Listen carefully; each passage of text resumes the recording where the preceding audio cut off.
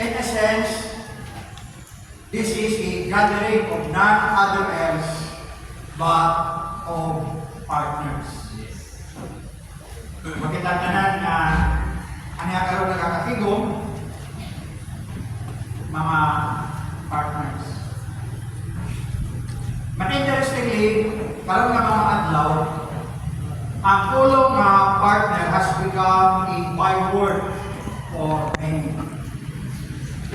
The word has slowly become an integral part of our daily lexicon.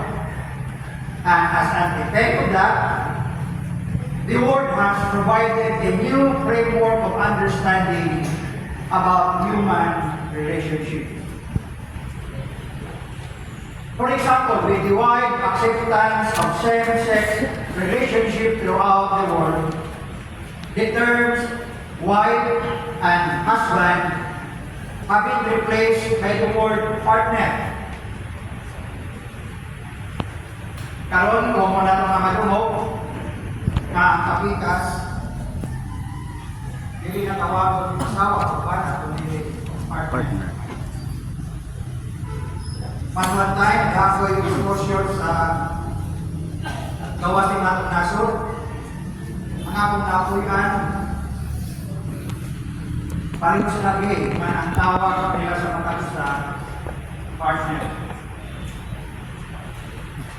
One another example, karon ng mga adlaw, we seldom hear the term best friend.